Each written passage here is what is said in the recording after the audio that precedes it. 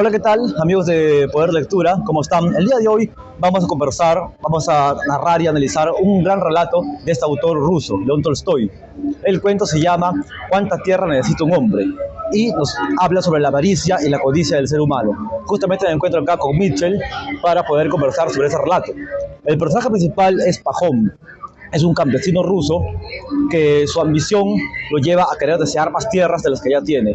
Pero este cuento comienza con un debate entre dos hermanas, cuando una de ellas fue a visitar a su hermana menor y decía que ella criticaba la vida del campo, pero la otra le decía, no, yo prefiero la vida del campo porque acá tenemos todo, en cambio en la ciudad hay cualquier peligro que te puede tentar, por ejemplo los vicios, alcohol, no sé, tu marido de repente puede caer en algún vicio, y eso lo puede perjudicar, ¿no? Y si además, si como eres comerciante y que no vendes, no vas a tener dinero. En cambio, en el campo yo lo tengo todo.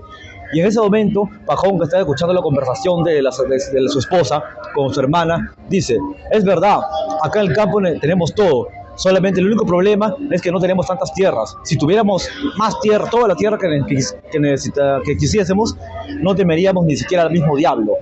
Entonces él junto al diablo. Pajón es él, ¿no? El interesado de querer más tierras, todo comienza por él. Pero justamente en la conversación de las hermanas, Pajón se presenta el diablo. Exactamente, o sea, él dijo, si tuviéramos toda la tierra que quisiésemos, no nos temeríamos ni al mismo diablo. Y el diablo estaba atrás, escondido, detrás de la estufa, escuchando.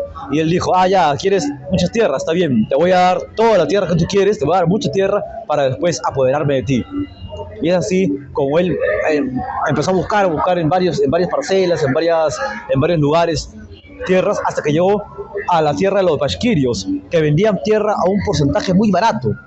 Y le hicieron una propuesta que él no pudo rechazar. Le dijeron que le iban a vender toda la tierra que él pudiese recorrer por 100 rublos, ¿no? Por 100 rublos le iban a dar toda la tierra que él pudiese recorrer un día, pero tenía que regresar al punto antes que se ponga el sol. Sí, justamente es el terrible tema de resistir, ¿no? Si es que va a resistir sí o no de la parte de los mujiks, si que están ofreciendo eso. Claro, o sea, le dijeron, cuando él llegó a la tierra, ahí de los bashkirios, que era un poblado que tenía tierras muy ricas, tenía tierras muy fértiles, le dijeron, te vamos a dar toda la tierra que tú quieras, pero tienes que empezar tal día a recorrer la tierra y regresar el mismo día. Si tú regresas cuando ya se haya puesto el sol, ya vas a perder tu dinero. Entonces él lo que hizo fue, empezó el día, ¿no? Pero antes de esto, él tuvo un sueño.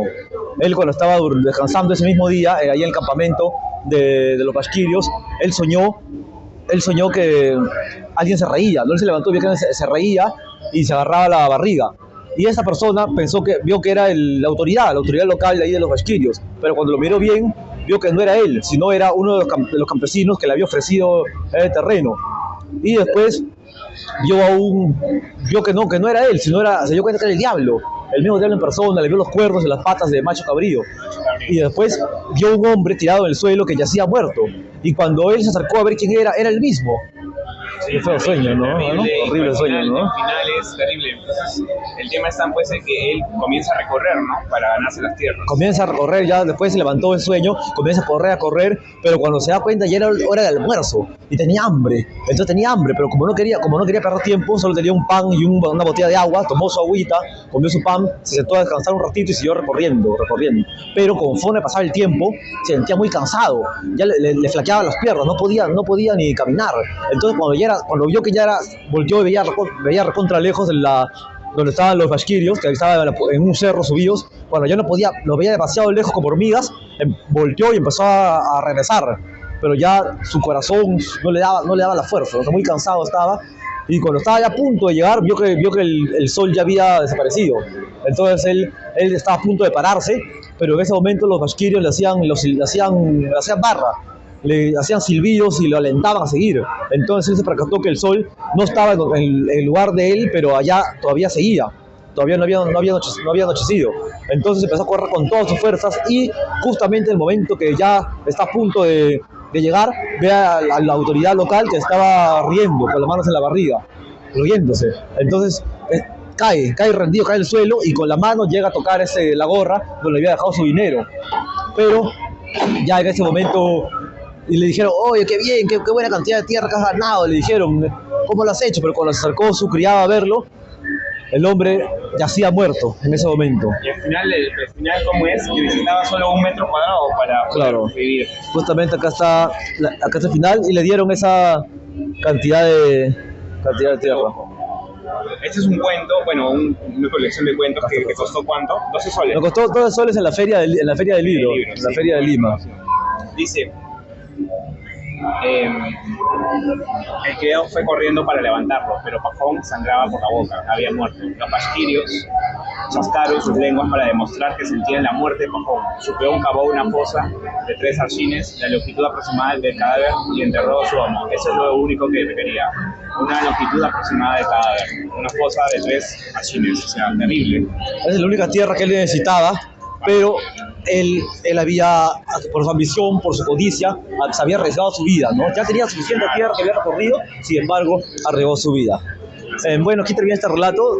¿Qué tal, Mitchell? Viene, por favor, un análisis, qué es lo que puede decirnos, un poco de la vida de León Tolstói, Claro. en qué circunstancias escribió este cuento y qué significado tiene. Era una miseria totalmente en Rusia. Era una miseria a pesar de la revolución industrial, no llegaba tanta Rusia ese apoyo. En Rusia es un país muy grande, muy accidentado, separado, las leyes lo hacían el propio poblado, entonces ahí había el problema del campesinado. Más que en Inglaterra, más que en Alemania, más que en Francia, era terrible el problema contra los campesinos porque había mucho sufrimiento. Dostoyevsky, Tolstói, Chekhov indican muchas veces en sus obras que hay problemas con el campesinado. Y justamente es curioso la parte donde las hermanas dicen, ¿no? Sí, en la ciudad vas a encontrar vicios, pero también se puede encontrar vicios en el campo.